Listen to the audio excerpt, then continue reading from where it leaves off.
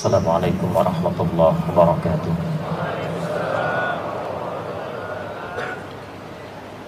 Alhamdulillahi wa kafa. Wassalatu wassalamu ala rasulillahil mustafa wa ala alihi wa sahbihi wa man wafa. Amma ba'd. Fa ya ibadallah, ittaqullaha haqqa tuqatih wa la tamutunna illa wa antum muslimun. فقال تعالى مذكرا بذلك يا أيها الذين آمنوا اتقوا الله حق تقاته ولا تموتن إلا وأنتم مسلمون. Saudara-saudariku, bersyukur pada Allah Subhanahu wa taala. Alhamdulillah, pagi ini kita kembali diberikan kesempatan oleh Allah untuk hidup. Semoga hidup hari ini mendapat bimbingan dari Allah Subhanahu wa taala supaya kita bisa lebih baik dibandingkan dengan hari-hari sebelumnya. Ayat 96. Lihat kalimatnya. Inna awwala baitin wudi'a lin-nas. Sungguh rumah pertama yang dibangunkan untuk manusia. Bahasa Qur'annya dibangunkan untuk manusia, bukan manusia yang bangun. Jadi begitu Nabi Adam turun, Ka'bah sudah ada. Dibangunkan untuk manusia, bukan manusia yang bangun. Nah, pada zaman Nabi Adam Ka'bah sudah ada. Di zaman Nabi Nuh alaihissalam terjadi banjir, tersapu bangunan Ka'bah ini, tersisa pondasinya. Pondasi kalau satu sisi saja dalam bahasa Arab disebut dengan qaidah. Qaidah. Kalau sisinya lebih daripada satu, maka dijamakkan bentuknya menjadi qawaid. Qawaid. Ka'bah ada berapa sisi? 4. Baik. Karena bentuknya jamak, maka kalimatnya dirubah dari kaidah menjadi qawaid. 1, 2, 3, 4 sisi. Pada zaman Nabi Ibrahim alaihissalam, sekitar 5 sampai 6 generasi setelah Nabi Nuh itu, zaman Nabi Ibrahim diperintahkan oleh Allah Subhanahu wa taala untuk meninggikan kembali pondasi Ka'bah yang runtuh bangunannya pada zaman Nabi Nuh tadi. Maka diabadikan di Quran surah kedua ayat 127. Perhatikan posisinya, sebelah kiri paling atas. Wa idh yarfa'u Ibrahimul qawaid minal bait. Dan ingatlah, pelajarilah ketika kami firmankan kepada Nabi Ibrahim supaya meninggikan kembali bangunan Ka'bah, pondasi Ka'bah yang bangunannya hancur di zaman Nabi Nuh itu, ditinggikan kembali. Yang paling menarik, ketika beliau akan memulai meninggikan pondasi Ka'bah, langkah pertama dipijakkan. Langkah pertama untuk mengangkat sesuatu disebut dengan maqam. Sampai hari ini ada posisinya maqam Ibrahim. Tiba-tiba di sudut yang lain datang anaknya yang masih belia, yang belum genap remaja, mengatakan kalau dalam bahasa kita, ya abati urid usaidak, duhai ayahanda, saya ingin bantu ya. Masya Allah, ingin bantu. Bapak ibu sekalian, anak kecil belum tumbuh dewasa dengan baik, melihat ayahnya sedang bekerja, merasakan betul beban kerja ayahnya, ingin bantu. Mustahil ada anak bisa seperti ini kalau ayahnya tidak memberikan yang terbaik pada anaknya. Tiba-tiba datang dari sudut yang lain membawa batu. Batu dalam bahasa Arab disebut dengan hajar. Kalau sudah mulai disusun-susun, berubah namanya menjadi hijr. Kalau sudah berbentuk disebut dengan hujrah. Kalau banyak bentuknya disebut dengan hujurat. Maka datang dari sisi yang lain membawa batu disusun. Sampai hari ini areanya disebut dengan Hijr Ismail. Setelah selesai menyusun meninggikan bangunan Ka'bah itu, keduanya berdoa di samping Ka'bah. Perhatikan apa doanya. Di antara doa yang dibacakan mengisyaratkan lahirnya Nabi Muhammad sallallahu alaihi wasallam. Ayat 129-nya.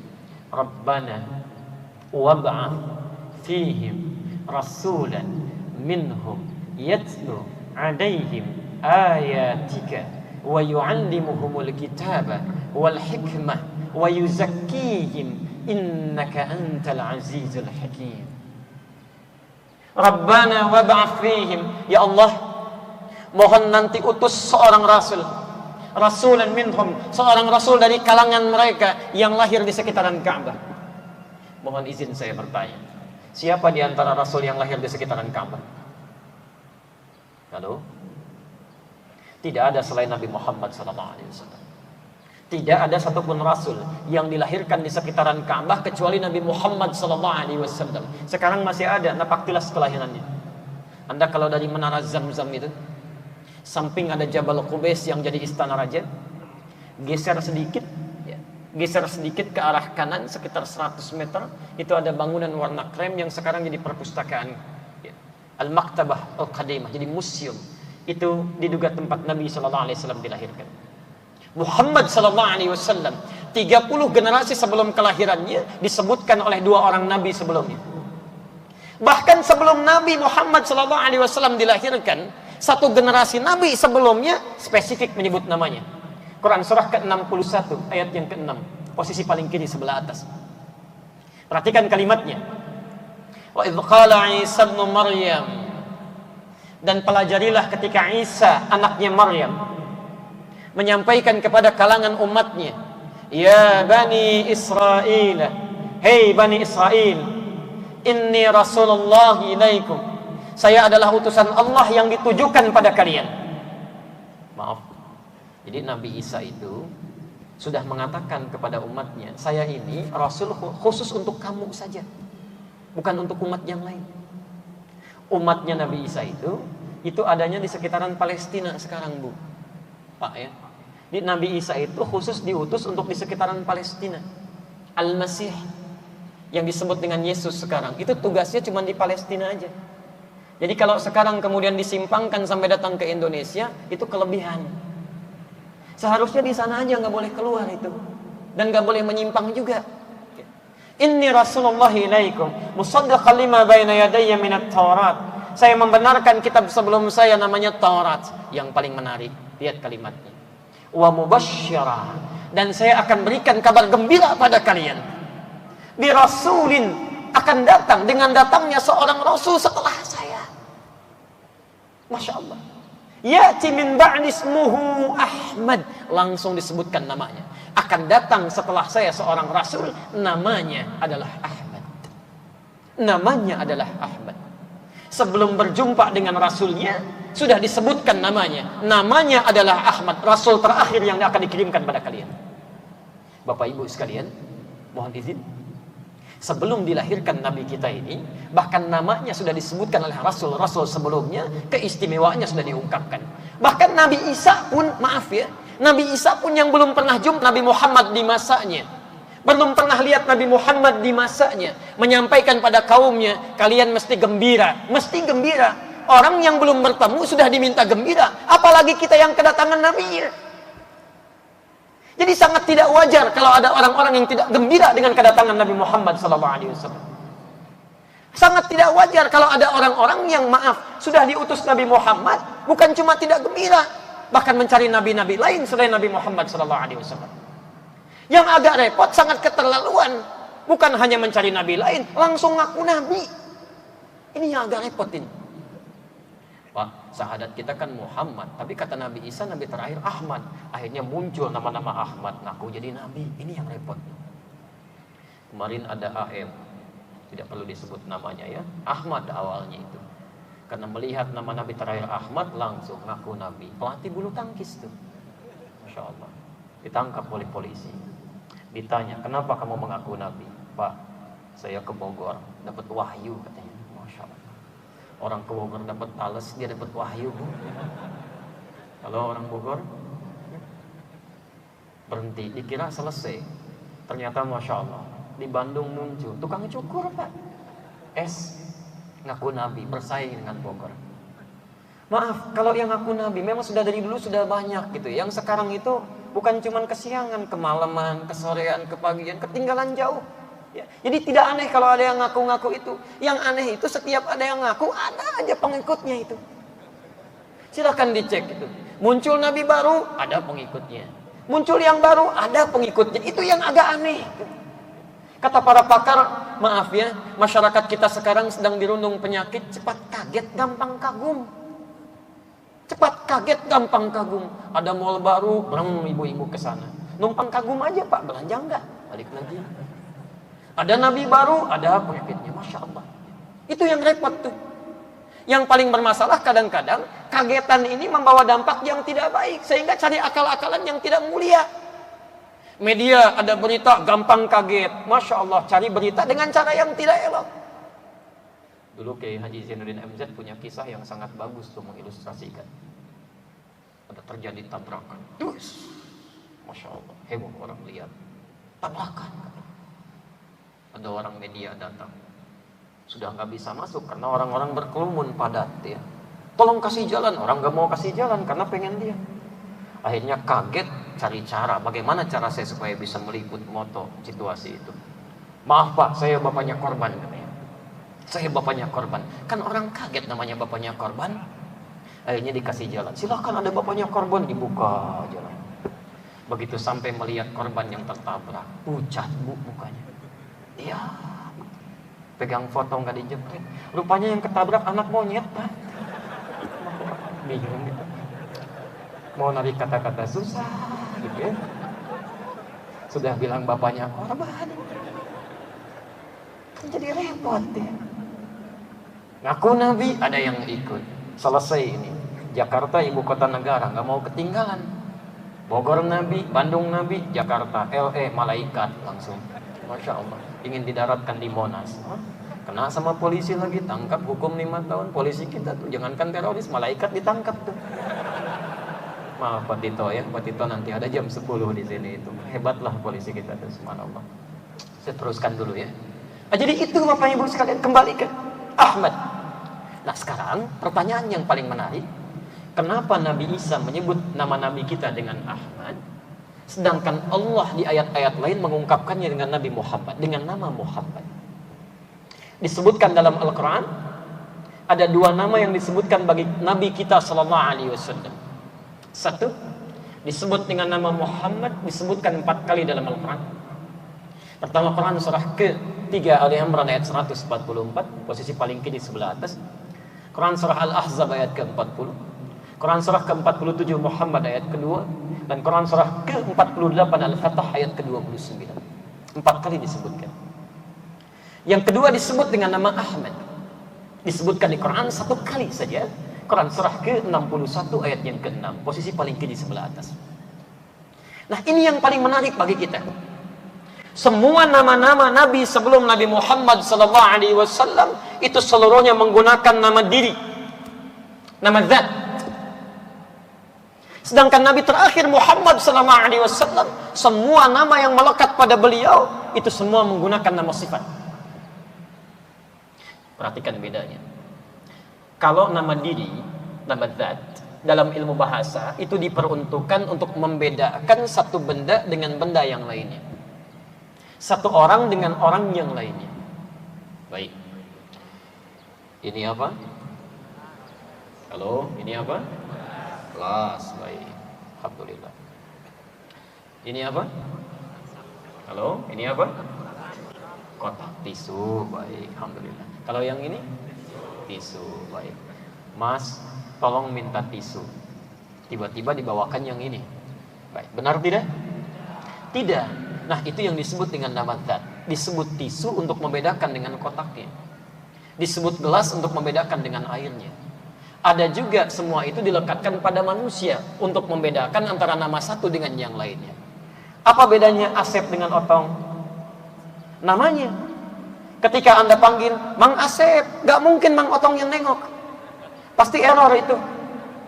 Asep ya Asep, Otong ya Otong. Ya, tidak sama. Jadi untuk membedakan satu dengan yang lainnya. Walaupun kadang-kadang kita suka lupa dengan fungsi itu, terutama ibu-ibu tuh. Ya. Bu, ojek bu? Iya Pak, padahal namanya Nina tuh. Ojek bu? Iya, harusnya ibu jawab. Bukan Pak, saya Nina. Panggil ojek? Iya. Masya Allah. Pak, kampung rambutan Pak? Iya, Masya Allah. Padahal namanya Dodi tuh ya. Baik, itu nama zat namanya. Zat. Tapi sifat adalah nama yang terkait dengan nilai-nilai kehidupan yang melekat pada benda dan orangnya. Jujur itu sifat. Sabar itu sifat. Tawadhu itu sifat. Nah, yang penting Anda catat, nama zat itu bisa gugur hilang bersamaan dengan hilang orangnya. Tapi nama sifat sampai kapanpun tidak akan pernah luntur sekalipun pemiliknya telah hilang di telan bumi. Orang jujur, orangnya belum boleh meninggal, tapi jujurnya tidak mungkin wafat. Masya Allah, kalau orang jujur sekalian jujurnya ikut meninggal, ya siapa yang punya sifat jujur lagi? Tidak ada. Itulah yang melekat pada keistimewaan Nabi Muhammad SAW. Perhatikan, Nuh nama zat, Adam nama zat, Musa nama zat, Isa nama zat, Muhammad SAW sifat, Ahmad sifat. Dan semua nama yang melekat pada Nabi SAW ternyata seluruhnya nama sifat. Allahu Akbar. Semua sifat baik yang ada melekat di muka bumi ini ternyata menjadi bagian dari sifat Nabi Muhammad SAW. Dan otomatis menjadi namanya. Otomatis menjadi namanya. Kalau ada sifat jujur, maka beliau pemiliknya disebut dengan Al-Amin, sifatnya. Kalau ada orang-orang yang benar, maka beliau pemiliknya, sifatnya muncul As-Sadiq. Semua. Kalau ada orang yang menghapuskan keburukan, maka beliau Al-Mahi. Kalau ada orang-orang yang punya sifat kasih lembut, beliau Al-Hanim. Yang paling menarik, ketika beliau disebut dengan Muhammad, apa artinya Muhammad? Dan apa keteladanan yang bisa kita ambil dari nama ini untuk kita praktikkan sebagai taklim pertama kita pada hari ini? Dan yang terakhir, kalau nanti waktunya masih memungkinkan, kenapa Nabi Isa menyebut dengan sifat Ahmad bukan dengan nama Muhammad? Bapak dan Ibu sekalian, dalam bahasa Arab, kalau ada seseorang punya sifat baik dengan sesama, dengan makhluk, satu saja sifatnya, itu orang Arab akan menyebut dengan nama Mahmud. Misal, ada orang jujur gitu ya, walaupun kurang sabar, misal, itu Mahmud. Sebaliknya, sabar luar biasa, tapi agak kurang jujur, itu Mahmud. Maaf Pak Mahmud ya, bukan berarti Bapak juga satu sifat, tidak ya. Maksudnya punya keunggulan tertentu. Tapi kalau orang ini bisa menghimpun semua sifat-sifat kebaikan, ya, maka dirubah kalimatnya jadi bentuk superlatif, sirah mubalaghah, dari Mahmud menjadi Muhammad. Menjadi Muhammad. Kenapa Nabi ini dinamakan dengan izin Allah Subhanahu wa taala dengan nama Muhammad? Seakan-akan ingin melukiskan kesan kepada kita. Nabi terakhir ini saking mulianya sifat-sifat yang melekat pada dirinya, Allahu Akbar. Hampir semua sifat-sifat kebaikan terkait dengan makhluk dimiliki dalam pribadi beliau. Kalau ada orang sabar, ini Nabi yang paling sabar. Kalau ada orang jujur, beliau yang paling jujur. Kalau ada yang tawadhu, beliau yang paling rendah hati. Kalau ada yang pemberi, beliau yang paling dermawan. Pak Ibnu Majah nomor hadis 3221. Saya mau tanya sebentar Bu, Nabi itu orang kaya atau orang miskin? Halo? Baik, yang bilang kaya angkat tangan. Yang bilang miskin? Yang tidak jelas? Kita bikin kesepakatan aja ya. Baik, kalau kita belum tahu cukup katakan wallahu a'lam. Baik, katakan apa? Allahu a'lam. Malaikat ditanya belum tahu, subhanaka la ilma lana illa ma 'allamtana. Quran surah 2 ayat 32. Sahabat ditanya oleh Nabi tidak tahu, Allahu wa rasuluhu a'lam. Masya Allah, ada bukan malaikat, bukan sahabat, ditanya tahu semuanya. Nabi orang kaya, orang miskin? Allahu a'lam. Ini masjid apa sekarang? Masya Allah. Sudah berada di sini belum tahu masjidnya. Istiqlal Pak. Baik, Nabi itu ternyata Ibnu Majah nomor hadis 3221. Orang kaya Pak, dalam urusan ibadah. Perhatikan keterangan Jabir bin Abdullah ketika beliau menyebutkan tentang korbannya Nabi sallallahu alaihi wasallam. Ra'aitu Rasulullah sallallahu alaihi wasallam. Saya sering kali melihat Rasulullah sallallahu alaihi wasallam hina yadhbah, saat beliau akan menyembelih hewan korban. Aqbal al-qiblah, dihadapkan semua hewannya ke kiblat. Berapa jumlahnya? 100 ekor. 100 ekor. Setiap kali akan menyembelih 100 ekor. Lalu bagaimana cara menyembelihnya? Sebelum disembelih, qala, beliau kemudian mengatakan, lihat kalimatnya, betapa pedulinya Nabi Muhammad sallallahu alaihi wasallam tidak hanya dengan dirinya, tapi disebutkan orang-orang sekitarnya. Allahumma hadza min Muhammad wa ali Muhammad wa ummat Muhammad sallallahu alaihi wasallam. Ya Allah, mohon terima korban ini dari pribadi Muhammad dan dari keluarga besar Muhammad, dan mohon ya Allah dari umatnya Muhammad sallallahu alaihi wasallam yang selama hidupnya mungkin gak bisa kurban ya Allah. Muhammad sallallahu alaihi wasallam, Nabi, Rasul, dekat dengan Allah, tingkat surga paling tinggi, dijaga dari berbagai kesalahan, berkurban 100 ekor hewan kurbannya, masih berbicara tentang umatnya, untuk umatku ya Allah, dan tidak menginginkan bagiannya ya Allah ya Rabbi. Muhammad sallallahu alaihi wasallam. Yang paling menarik, ada orang datang mengaku umatnya. Masya Allah, kurban cuma 1 ekor kambing. Bukan Nabi, bukan Rasul. Surga belum jelas sampai dengan pagi ini. Amalan berantakan, hisab masih menegangkan, masih rebutan pahanya. Nabi saja yang jelas surganya masih menyebut umatnya. Umatku ya Allah. Hadirin, satu kisah kemudian beliau datang ke Taif. Tiba-tiba berdakwah dilempari sampai keluar darah di keningnya. Sebagian giginya kemudian mulai tanggal, kakinya sudah mulai terluka, sampai Zaid bin Harithah tidak kuat menjadi tamengnya. Kata beliau, ya Rasulullah, kita berteduh kemudian di satu tempat. Saat berteduh dalam naungan pohon, tiba-tiba turun malaikatul jabal, malaikat penjaga 2 gunung. Sampai mengatakan, ya Rasulullah. Saking merasakannya penderitaan Rasulullah sallallahu alaihi wasallam, malaikat turun sampai mengatakan, ya Rasulullah, angkat tanganmu, mud yadaika ila sama, angkat tanganmu ke langit. Is'alullah, mohonkan kepada Allah supaya saya angkat 2 bukit Taif untuk menghimpit manusia-manusia yang tidak punya sopan santun ini. Saya himpit mereka. Apa kata Nabi? La, mohon jangan lakukan. Fa innahum qaumun la ya'lamun. Mereka cuma belum tahu saja. Muhammad sallallahu alaihi wasallam. Muhammad sallallahu alaihi wasallam.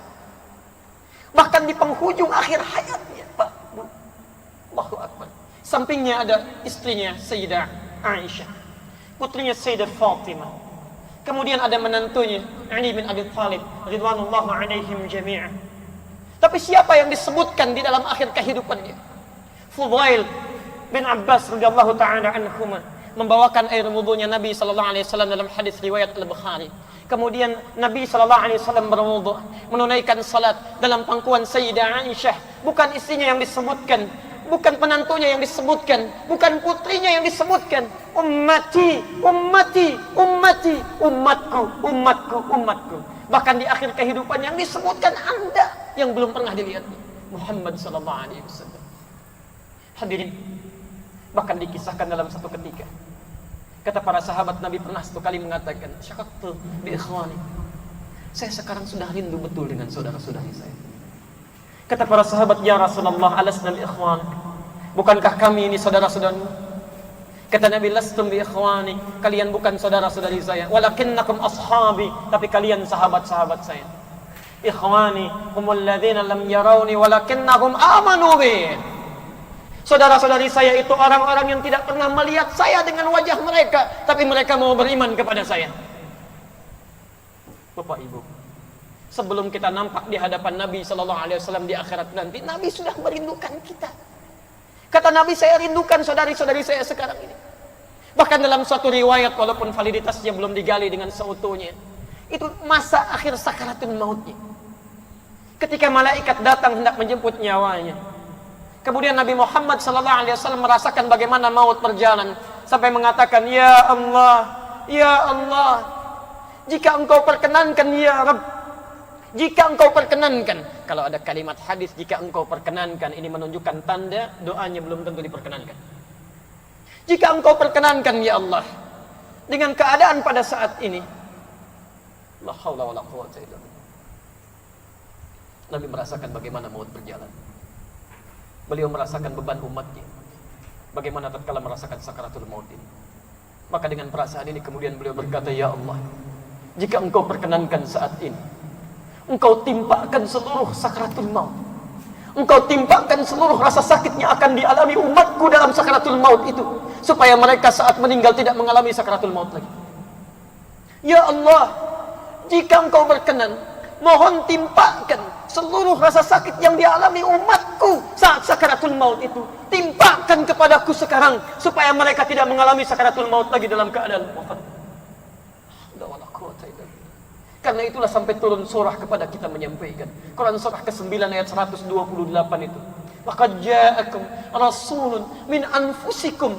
Telah diutus kepada kalian seorang rasul yang berasal dari kalangan kalian. Azizun 'alaihi ma'anittum. Masyaallah. Sangat terasa beratnya beban kehidupan kalian. Kata Allah, kalau kita beribadah pun, kalau Nabi bisa ngambil, pengen diambil oleh Nabi itu. Kalau ada umat yang ahli neraka, kalau bisa oleh Nabi itu ditebus dengan syafaatnya. Kalau ada orang yang sakit dalam sakaratul maut, kalau bisa Nabi wakili rasa sakitnya itu. Harisun 'alaikum, begitu peduli dengan kalian. Bil mu'minina raufur rahim. Dengan orang-orang beriman itu sangat kasihnya luar biasa. Makanya malaikat Jibril itu sampai turun, Pak. Ketika Nabi akan khutbah, melangkahkan langkah pertamanya di riwayat Al-Hakim dalam kitab Mustadrak Al-Hakim An-Naisaburi, itu malaikat Jibril sampai turun mengecam orang yang tidak bisa berbuat baik, berterima kasih pada Nabi sallallahu alaihi wasallam. Perhatikan, kita tidak bisa membalas jasa Nabi, tapi setidaknya kata malaikat kita bisa bersalawat kepada Nabi sallallahu alaihi wasallam. Perhatikan kata malaikat Jibril, hadis sahih, bu'dun, dalam riwayat lain, raghima an farajulin liman adraka indahu falam yusalli alaik. Muhammad, sungguh keterlaluan ini, sungguh celaka, keterlaluan kalau ada umatmu disebutkan namamu di sampingnya tidak mau bersalawat kepadamu. Tidak bisa kita membalas bakti Nabi SAW, jasa beliau kepada kita. Kata malaikat, paling minimal ketika disebutkan nama Muhammad maka bersalawatlah kepadanya. Sallu ala nabi, Allahumma salli wa sallim. Nah, Bapak Ibu sekalian, yang paling menarik, apa yang diinginkan dari nama ini? Sebetulnya bukan hanya diketahui sifatnya, itu sudah ma'ruf. Jangankan pada manusia, maaf, pada hewan. Saat akan disembelih, kata Nabi, tolong jangan sakiti hewan itu, tajamkan pisaunya, cepat sembelih. Ketika ada tumbuh-tumbuhan, tolong jangan rusak, tolong jangan rusak. Masya Allah, jaga dengan baik, kata Nabi, jangan rusak tanaman. Sehebat-hebatnya orang berperang, jadi maaf ya, dalam peperangan itu tidak ada nilai kasih. Makanya surat At-Taubah yang berisi peperangan itu tidak dibuka dengan bismillah, karena tidak ada nilai kasih. Idin, ada nggak peperangan misalnya yang penuh dengan kasih sayang? Assalamualaikum, saya mau nembak ya, izin. Kayak pernah sakit nggak? Nggak ada begitu. Tembak ya tembak gitu kan. Tapi dalam suasana seperti ini pun kata Nabi, hei mujahid yang berperang, seemosi kalian jangan rusak tanaman, jangan sakiti anak kecil, jangan sakiti orang-orang sepuh. Maaf, jangan membunuh dengan nafsu, tidak ada itu. Karena itu tidak benar kalau ada orang tembak sembarangan, bunuh sembarangan, ledakan diri, merusak orang lain tanpa ketentuan yang benar. Itu bukan dari tuntunan Islam. Saya pernah ditanya di Lampung, ya Ustaz, apakah bom di Jalan Tamrin itu bagian dari jihad fisabilillah? Saya jawab, setahu saya jihad fisabilillah itu jihad di Allah, bukan di Jalan Tamrin. Jadi nggak nyambung gitu, nggak ada. Dan yang paling gampang dilihat tuh yang kemarin tuh, Masya Allah. Nah, saya agak sedikit tuh sudah ada memo ya. Baik, 5 menit lagi kita mau selesai. Apa yang dimaksud dengan nama ini yang diinginkan oleh Quran? Saya tutup Quran surah ke-48 ayat ke-29. Muhammad Rasulullah. Nama Muhammad itu menunjukkan bahwa beliau adalah seorang utusan Allah. Walladzina ma'ahu, sedangkan yang kami inginkan dari orang-orang yang bersama beliau itu, maksudnya umatnya, bukan cuma mengetahui nama dan sifatnya, tapi kata Allah, teladani nama-nama itu, terapkan dalam kehidupan kita. Bagaimana cara meneladaninya? Walladzina ma'ahu, orang-orang yang bersama dengan beliau, umatnya itu, asyidda'u 'alal kuffar, ruhana'u bainahum. Dapat mengambil makna nama Muhammad itu, menerapkan dalam kehidupannya. Jadi kalau Anda mengaku umatnya Muhammad sallallahu alaihi wasallam, keluarkan sifat-sifatnya. Sesama muslim, ruhama'u bainahum, hadirkan sifat saling kasih. Bantu dengan yang lainnya. Nah, ini sekarang sedang dihadirkan di hadapan kita. Tampak tidak itu? Jangan-jangan tiap hari Anda rajin taklim, datang ke ustadz satu dengan yang lainnya. Tapi ketika Allah meminta buktinya, tidak tampil dalam diri kita. Saya baru datang gitu, dari ujung Jawa Tengah.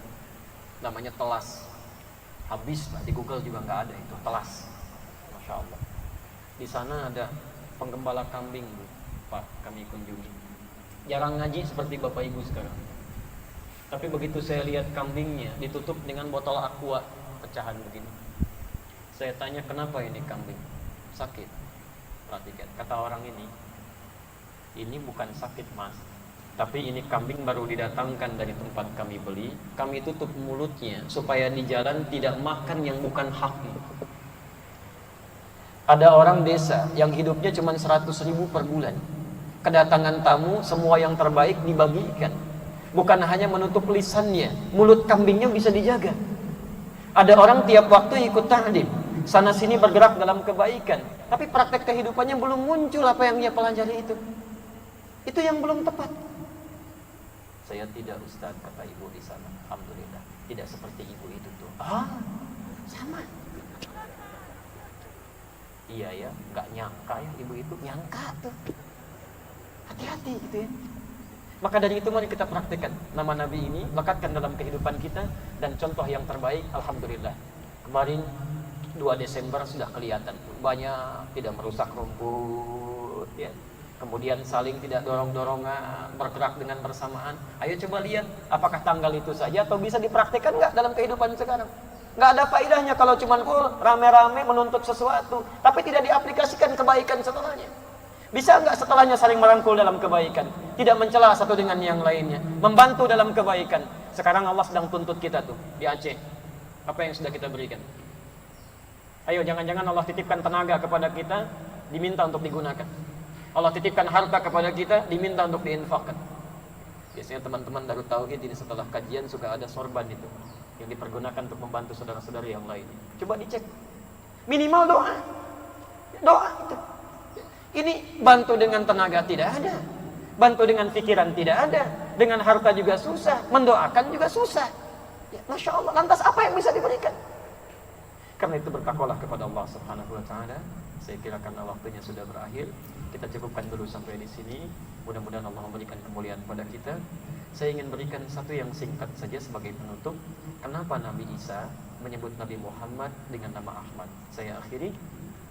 Karena di zaman Nabi Isa ada dugaan bahwa Nabi Isa itu Rasul yang terakhir. Karena Nabi Isa punya sifat kasih yang sama terhadap makhluk dengan Nabi Muhammad SAW.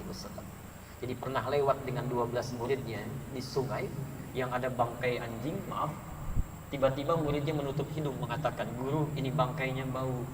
Kata Nabi Isa, "Ih, putih betul giginya itu, bersih." Kata muridnya, "Kok guru berkata begitu?" Kata Nabi Isa, "Manusia itu hanya mengungkapkan apa yang ada di pikirannya. Bila buruk apa yang dia pikirkan, maka tidak baik apa yang dia ungkapkan." Nabi Isa itu jangankan pada manusia, pada bangkai hewan masih baik, Pak. Maka pada saat itu ada ramalan Rasul terakhir itu punya sifat baik pada makhluk, diduga Nabi Isa. Kata Nabi Isa, bukan. Sifat Rasul terakhir itu lebih daripada saya. Walaupun punya sifat yang sama kebaikan pada makhluk, tapi dia Ahmad. Ahmad itu adalah sifat seorang hamba yang sangat luar biasa ibadahnya kepada Allah Subhanahu wa taala. Hadis riwayat Al-Bukhari, nomor hadis 1130. Nomor hadis 1130 dari Mughirah bin Syu'bah. Nabi Rasul dijamin masuk surga, bebas dari kesalahan, tingkat surga paling tinggi, menunaikan sholat tahajud, Allahu Akbar, sampai kakinya bengkak-bengkak. Tahukah Anda, bengkak-bengkak itu bukan setelah sholat, bukan setelah sholat, tapi baru rakaat pertama, Bu. Rakaat pertama. Pernah Hudzaifah al-Yamani dengan Abdullah bin Mas'ud bertanya pada Sayyidah Aisyah dalam hadis riwayat Al-Bukhari nomor hadis 1553, "Kaifa kanat salatu Rasulillah sallallahu alaihi wasallam?" Kata Aisyah, "La tas'al an husnihinna wa tulihinna." Enggak usah ditanya deh bagaimana bagus dan panjangnya bacaan Nabi. Penasaran. Besoknya diikuti Nabi salat di belakang Nabi. Saya tutup. Begitu bertakbir Allahu Akbar, rakaat pertamanya Nabi Rasul singkat surga paling tinggi. Rakaat pertama Al-Baqarah sampai 100 ayat. Dikira akan rukuk, ternyata terus sampai Ali Imran. Al-Baqarah 284, Ali Imran 200 ayat. Dikira akan terus, ternyata sampai An-Nisa 176 ayat. Setelah An-Nisa 5 juz 4 halaman baru ruku. Besoknya Hudzaifah al-Yamani, Abdullah bin Mas'ud tidak ikutan lagi. Bukan karena capek, kata beliau, saya sering menduga kapan Nabi rukunya nih. Sehingga khawatir tidak khusyuk. Ini tidak mudah ini. Ketika ditanya, ya Rasulullah kenapa begini? Kata Nabi, enteng aja. Afala akunu abdan syakura. Apa enggak boleh saya menjadi hamba yang bersyukur? Nabi Rasul, karena itu disebut dengan Ahmad. Tidak mudah kita mengikuti itu. Ya. Sempat ada kelompok pencinta sunnah itu di Bekasi. Saya ada sholat gerhana, ya izin sebentar. Saya sampaikan, Pak Ibu, kita ada sholat gerhana nih, pahalanya banyak, ya, jarang-jarang ini. Mari kita tunaikan, ya, sesuai dengan contoh Rasulullah. Tapi mohon izin, saya mau sampaikan, mau persis seperti Nabi atau coba mirip-mirip dulu. Mereka katakan, Ustadz, seperti Nabi, kapan Nabi dapat pahalanya? Baik, kalau seperti Nabi, maka mohon izin memberikan informasi dulu. Sholat gerhana itu khusuf, 2 kali ruku, 2 kali sujud. Jadi suratnya ada 4. Sebelum ruku baca surat, dari ruku baca surat lagi. Kalau ingin persis seperti Nabi, surat pertama Al-Baqarah sampai selesai. Yang kedua Ali Imran sampai tuntas. Ketiga An-Nisa sampai selesai. Baru yang keempat Sabbihisma Rabbikal A'la. Tanpa saya minta tanya lagi, hampir semua mengangkat tangan. Ustaz, mirip-mirip Nabi aja. Baik, itulah Ahmad ya. Saya kira kita cukupkan itu. Semoga Allah Subhanahu wa taala melimpahkan keberkahan pada kita semua dan kebaikan pada guru-guru kita, Agim, ya ustaz-ustaz yang lainnya. Semoga dirawat oleh Allah, diikhlaskan dakwahnya dan dimuliakan oleh Allah sampai kembali kepada Allah Subhanahu wa taala, termasuk kita golongan yang terbaik insyaallah. Silakan diteruskan dengan